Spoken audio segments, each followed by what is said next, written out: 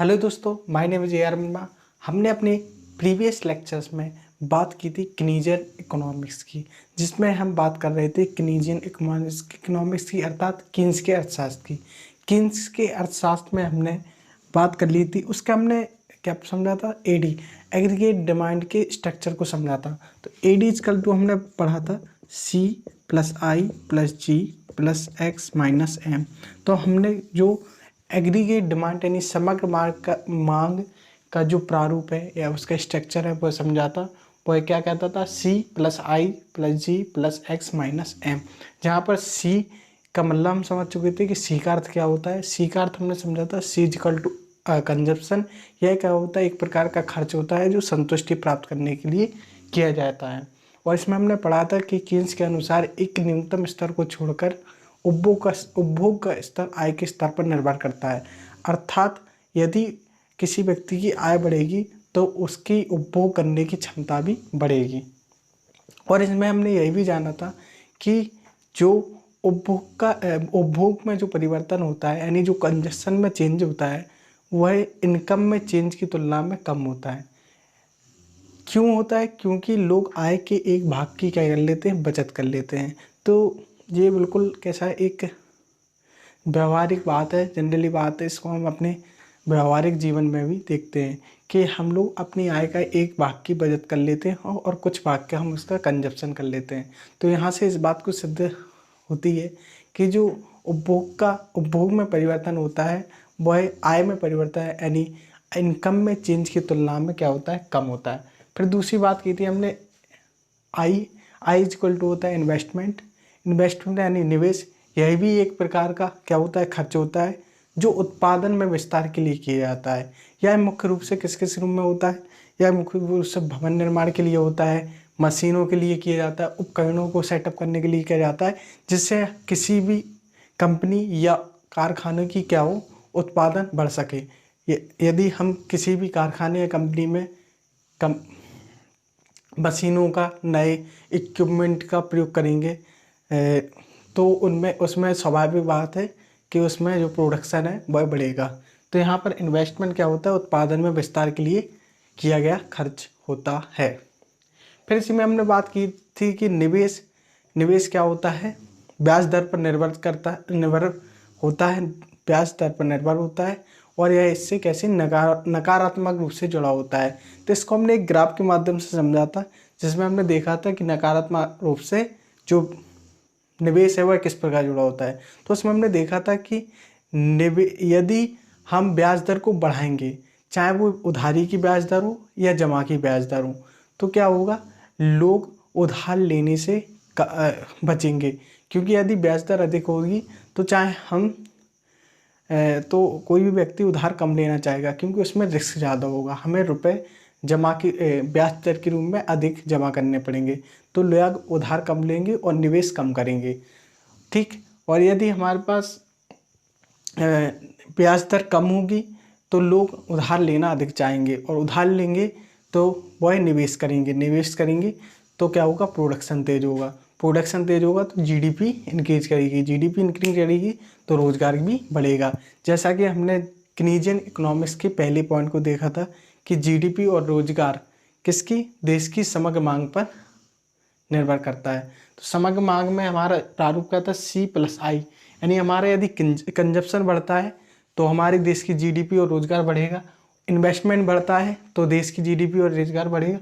अब हम आज के लेक्चर में जी की बात करेंगे। एक्स मीन्स होता है एक्सपोर्ट और एम मीन्स होता है इम्पोर्ट। तो चलिए बात करते हैं जी की, देखते हैं।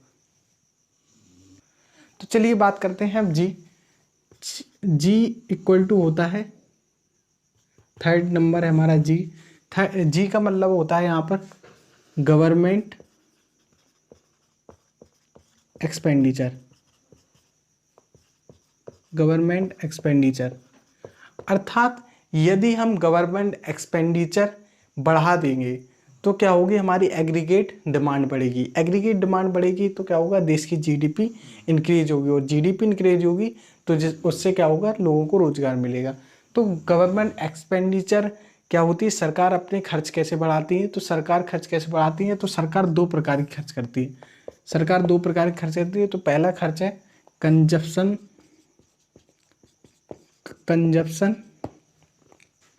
एक्सपेंडिचर, और दूसरा होता है कैपिटल एक्सपेंडिचर। तो कंजप्शन एक्सपेंडिचर को हिंदी में हम कहेंगे उपभोग खर्च, और कैपिटल एक्सपेंडिचर को हम कहेंगे पूंजीगत खर्च। पूंजीगत खर्च में क्या आएगा? पूंजी खर्च में जैसे एयरपोर्ट का निर्माण, बड़ी बड़ी सड़कों का निर्माण, हाईवेज का निर्माण और एक्सप्रेसवेज का निर्माण, इन सभी बड़ी बड़ी कंपनियों का निर्माण यदि होता है तो क्या आता है? कैपिटल एक्सपेंडिचर में होता है, उसमें हैवी खर्च होता है। तो उसमें क्या होता है? पूंजीगत खर्च। जब हैवी खर्च होगा तो डिमांड, यानी हम जब खर्च ज़्यादा करेंगे तो हम डिमांड ज़्यादा करेंगे, ठीक। तो इससे मांग अधिक होगी, मांग अधिक होगी तो हमारे देश में उत्पादन अधिक से अधिक होगा। तो हमारे देश में क्या होती है? सरकार गवर्नमेंट एक्सपेंडिचर को बढ़ा देती है। तो किन रूप में बढ़ाती है? एक तो कंजप्शन उपभोग खर्च पर बढ़ा देती है, या वो कैपिटल एक्सपेंडिचर करके बढ़ा देती है, यानी पूंजीगत में जैसे माना, जैसे एयरपोर्ट का निर्माण कराया, एक्सप्रेसवेज का निर्माण कराया, बड़े बड़े हॉस्पिटल्स का निर्माण कराया। तो ऐसे में क्या होता है? कैपिटल एक्सपेंडिचर होता है, जिससे वस्तुओं की डिमांड जब बढ़ती है, ठीक। तो गवर्नमेंट एक्सपेंडिचर करके भी हम क्या करते हैं? एग्रीगेट डिमांड को हाई करते हैं। चलिए अब बात कर लेते हैं हम एक्सपोर्ट्स की, फिर करेंगे बात इंपोर्ट की। चलिए दोस्तों अब बात कर लेते हैं हम 4th नंबर की, जिसमें है एक्स इक्वल टू होता है एक्सपोर्ट्स को हम हिंदी में कहते हैं निर्यात। चलिए बात करते हैं निर्यात क्या है, इसमें मतलब एग्रीगेट डिमांड में कैसे सहयोग करता है। तो एक्सपोर्ट की हम परिभाषा देखें तो हम बात करेंगे कि एक देश की घरेलू वस्तुओं एवं सेवाओं पर विदेशी निवासियों द्वारा किया गया खर्च।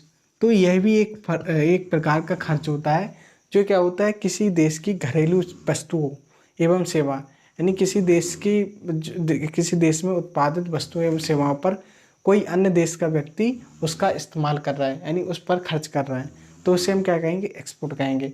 मान लीजिए हमारा देश इंडिया है, इंडिया में कोई भी चीज़ प्रोडक्शन हो रहा है किसी भी चीज़ का, जैसे मान लीजिए यहाँ पर रिलायंस इंडस्ट्रीज है, या हम बात कहें टाटा की इंडस्ट्रीज है, तो उसमें जो भी चीज़ है, जैसे किसी गाड़ी की मैन्युफैक्चर हो रहा है, यदि उसका प्रयोग कोई किसी दूसरे देश का व्यक्ति उसका यूज करता है, तो उसे क्या कहेंगे? हम एक्सपोर्ट। अब वह उसका प्रयोग चाहे हमारे देश में आकर करे, या हमारे देश से हम इसको एक्सपोर्ट यानी निर्यात करके वह ले जाए, तो उसे हम एक्सपोर्ट ही करेंगे। तो इसको हम एक डायग्राम के माध्यम से समझेंगे। डायग्राम, मान लीजिए ये क्या है? हमारे देश की सीमा है। इसके अंदर क्या हो रहा है? कोई भी वस्तु का प्रोडक्शन हो रहा है, और यह है हमारे देश की क्या है? घरेलू वस्तु एवं सेवा है। यदि अब इस वस्तु एवं सेवाओं का कोई भी व्यक्ति बाहर से आकर इसका प्रयोग कर रहा है, ये क्या है? विदेशी नागरिक, मान लीजिए विदेशी निवासी। अब वह इसका प्रयोग चाहे हमारे देश में आकर करे, या हम अपने देश से उसको भेज कर करें, ठीक। तो उसे हम क्या कहेंगे? निर्यात ही कहेंगे, ठीक। तो इसे हम कहेंगे निर्यात। अर्थात कोई भी व्यक्ति है जो विदेशी व्यक्ति है, वह हमारे देश में यदि आकर उस पर खर्च करे तो भी उसके एक्सपोर्ट कहेंगे, और यदि हम उसको वहाँ पर भेजें उसे भी हम एक्सपोर्ट ही कहेंगे। तो ये है एक्सपोर्ट। अब चलिए बात करते हैं हम इंपोर्ट की। चलिए दोस्तों अब बात कर लेते हैं इंपोर्ट की। तो 5th नंबर है हमारा import. I equal to import. Imports यानी आयात। आयात की परिभाषा देख लेते हैं। तो इसमें कहा जाता है विदेशी वस्तुओं एवं सेवाओं पर घरेलू निवासियों द्वारा किया गया खर्च। विदेशी वस्तुओं एवं सेवाओं पर घरेलू निवासियों द्वारा किया गया खर्च, इसे हम क्या कहते हैं, इम्पोर्ट कहते हैं। मान लीजिए अमेरिका की कोई कंपनी है एप्पल, वह उस आईफोन आईफोन का मैन्युफैक्चरिंग करती है। तो आईफोन जब हम उसका प्रयोग, यानी वो विदेशी वस्तु एवं सेवा है, यानी विदेशी वस्तु है, उसका प्रयोग जब हमारे घरेलू निवासी यानी इंडिया के जो नागरिक हैं उसका प्रयोग यहाँ पर करते हैं, तो वह क्या है, इम्पोर्ट द्वारा लाई गई वस्तु है, तो उसे हम क्या कहेंगे, इम्पोर्ट करेंगे।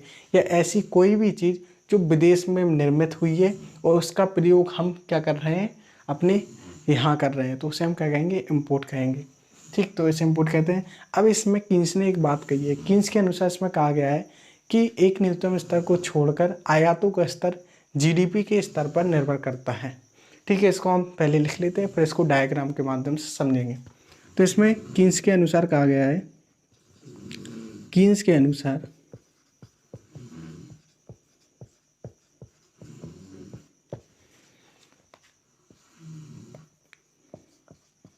एक न्यूनतम स्तर को छोड़कर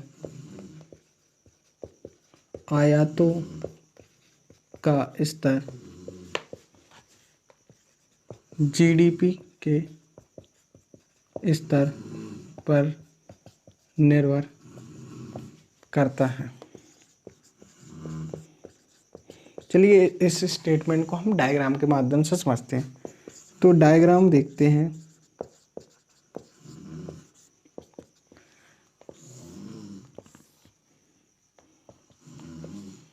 यहाँ पर जीडीपी, यहाँ पर इंपोर्ट्स।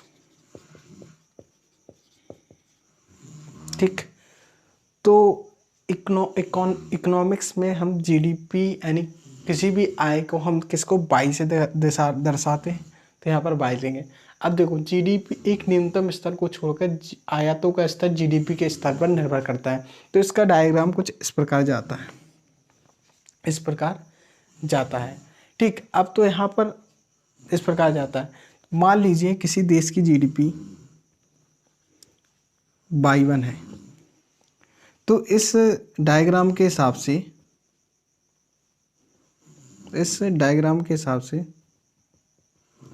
उस वह आयात कितना करेगा, उसका इंपोर्ट x1, इसका इंपोर्ट m1 होगा। ठीक, इस डायग्राम से यदि उसकी जीडीपी कितनी है, 52 है, तो उसका इंपोर्ट m1 होगा। ठीक, अब दूसरा मान लीजिए उसकी जीडीपी अब बढ़कर 22 हो गई है, तो उसका इंपोर्ट भी कितना हो जाएगा, m2 हो जाएगा। तो यहाँ पर आप देख रहे हैं कि आयातों का स्तर जीडीपी के स्तर पर निर्भर कर रहा है।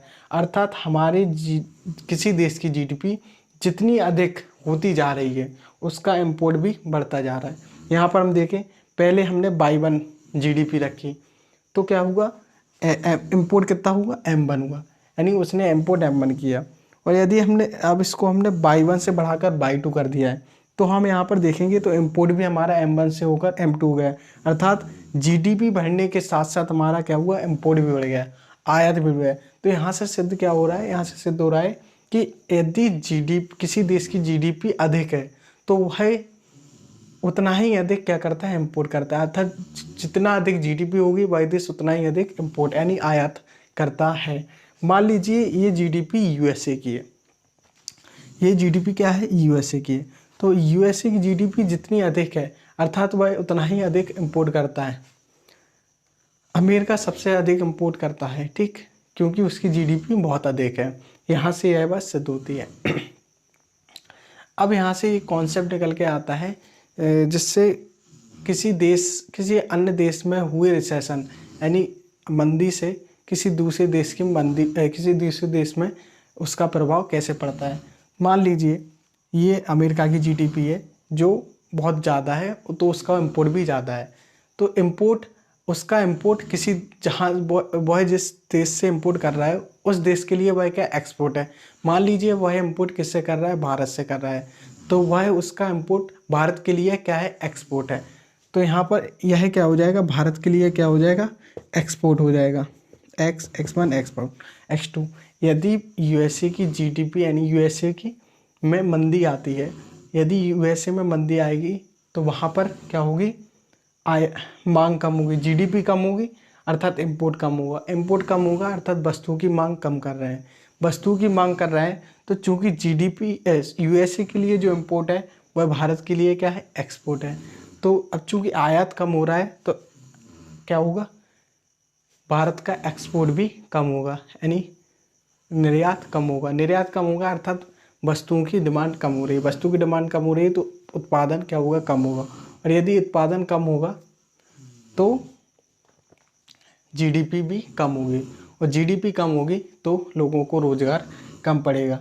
तो यहाँ से इस चीज़ को समझ में आता है कि एक देश में हुआ रिसेशन किसी दूसरे देश को प्रभावित किस प्रकार करता है। तो यहाँ पर तभी, यहाँ पर जब भी किस अमेरिका में आर्थिक मंदी होती है या अन्य देश में आर्थिक मंदी होती है तो हमारे भारत पर भी उसका असर पड़ता है, क्योंकि हमारा भारत उसको एक्सपोर्ट करता है।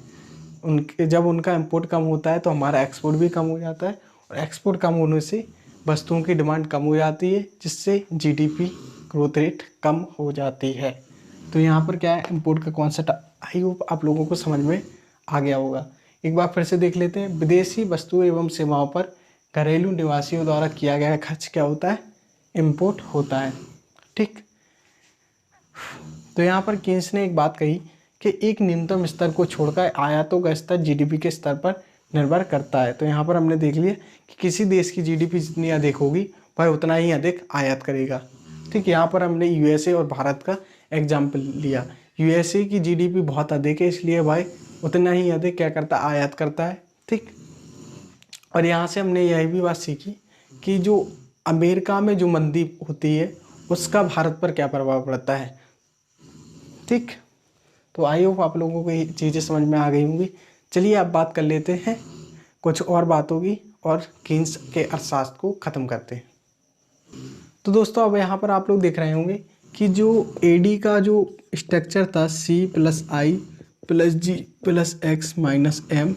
इसको हमने पूरी तरह से खत्म कर लिया है। यानी एग्रीगेट डिमांड का जो स्ट्रक्चर था, C यानी कंजप्शन, I यानी इन्वेस्टमेंट, G यानी गवर्नमेंट एक्सपेंडिचर, X मानी एक्सपोर्ट्स और M मीन्स इम्पोर्ट, इनको हमने क्या कर लिया, पूरी तरह से समझ लिया है। विद ग्राफ इसको हमने अच्छी तरह से समझ लिया है। अब चलिए इसमें हम कीन्स के अर्थशास्त्र में कुछ अदर पॉइंट हैं उनको भी समझ लेते हैं। तो पहले हमने पहला पॉइंट पढ़ा था कीन्स के अर्थशास्त्र में, क्या पढ़ा था, देश की जीडीपी और रोजगार समग्र मांग पर निर्भर होता है। दूसरा हमने पढ़ा था एडी का स्ट्रक्चर। अब तीसरा पॉइंट हम बात करते हैं। तीसरा पॉइंट है यदि कोई राष्ट्र आयात निर्यात नहीं करता है तो उसे बंद अर्थव्यवस्था या इसी को हम क्लोज्ड इकोनॉमी या इसी को हम क्या कहते हैं, क्रूसो इकोनॉमी भी कहते हैं। क्रूसो इकोनॉमी भी कहते हैं। ठीक है, तो यहाँ पर यदि कोई राष्ट्र आयात निर्यात नहीं करता है तो इम्पोर्ट और एक्सपोर्ट नहीं करता है तो उस देश की अर्थव्यवस्था को हम क्या कहते हैं, बंद अर्थव्यवस्था या क्लोज्ड इकोनॉमी, या उसे ही हम क्रूसो इकोनॉमी भी कहते हैं। जैसे कि नॉर्थ कोरिया की इकोनॉमी, वह ना तो आयात करता है ना ही निर्यात करता है, तो उस देश की इकोनॉमी कैसी कहलाएगी, क्रूसो इकोनॉमी या बंद अर्थव्यवस्था कहलाएगी। तो अब इसको हम एक और नाम से जानते हैं, this is also called three sector economy. इसे हम थ्री सेक्टर इकोनॉमी के नाम से भी जानते हैं because AD is as follow. यहाँ पर जो AD का स्ट्रक्चर है वो कुछ इस प्रकार हो जाएगा, AD इक्वल टू C+I+G। अब जैसे हमने पहले AD का स्ट्रक्चर कैसा पढ़ा था, AD equal to C+I+G plus X minus M। अब यहाँ पर स्ट्रक्चर क्या हो रहा है, AD इक्वल टू C+I+G किसके लिए, क्लोज्ड इकोनॉमी के लिए। क्योंकि यहाँ पर क्या है, जो एक्सपोर्ट है जो और इम्पोर्ट है वही क्या है, वो नहीं हो रहा है। यानी जो एक्सपोर्ट की वैल्यू है वही भी जीरो है, इम्पोर्ट की वैल्यू है वही भी जीरो है। तो इसलिए इसे हम क्या करते हैं, थ्री सेक्टर इकोनॉमी।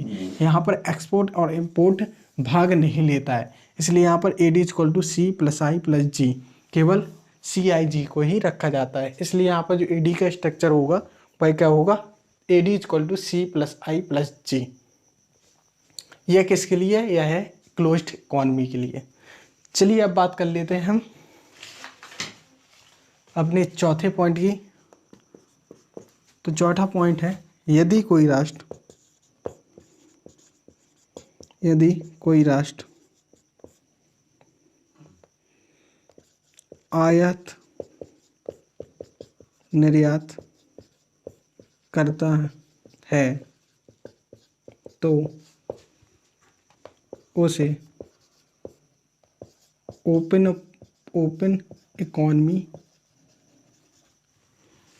अर्थात खुली अर्थव्यवस्था कहते हैं। ठीक, उसे हम क्या कहते हैं, खुली ओपन इकोनॉमी या खुली अर्थव्यवस्था कहते हैं। इसी को हम क्या कहते हैं, इसे हम फोर सेक्टर इकोनॉमी भी कहते हैं। इसे हम फोर सेक्टर इकोनॉमी क्यों कहते हैं, क्योंकि यहाँ पर AD का स्ट्रक्चर क्या होगा, AD equal to C+I+G plus X minus M। अब यहाँ पर जो X माइनस M होगा उसे हम क्या कहेंगे, नेट एक्सपोर्ट। ठीक, तो यहाँ पर जो AD का स्ट्रक्चर आएगा वो आएगा नेट एक्सपोर्ट्स। ठीक, AD equal to C+I+G plus net export. Net export को हम शॉर्ट में कहते हैं NX। ओके, तो यहाँ पर जो चौथा पॉइंट था वह था, यदि कोई राष्ट्र आयात या निर्यात नहीं करे तो उसे हम क्या कहते हैं, खुली अर्थव्यवस्था कहते हैं। जैसे हमारे देश भारत की अर्थव्यवस्था या USA की इकोनॉमी या किसी अन्य ब्रिटेन की इकोनॉमी, फ्रांस की इकोनॉमी, ऐसी इकोनॉमी क्या होती है, खुली अर्थव्यवस्था कहलाती है, क्योंकि वह इम्पोर्ट भी करती हैं और एक्सपोर्ट भी करती हैं। जबकि हमने जो थर्ड पॉइंट देखा था वह कहता था, यदि कोई राष्ट्र आयात निर्यात नहीं करता है तो उसे हम क्लोज्ड इकोनॉमी या क्रूजो इकोनॉमी कहते हैं। जैसे कि नॉर्थ कोरिया की इकोनॉमी, जो ना तो आयात करती है ना ही निर्यात करती है। चलिए दोस्तों, आज की वीडियो में हमने कीनेजियन इकोनॉमिक्स यानी कीन्स के अर्थशास्त्र को पूरी तरह से समाप्त कर दिया है। तो अब मिलते हैं अपने अगले वीडियो में, जिसमें हम कुछ महत्वपूर्ण कॉन्सेप्ट को समझेंगे और उसके आगे बात करेंगे। चलिए दोस्तों, मिलते हैं अगले वीडियो में, तब तक के लिए गुड बाय, धन्यवाद।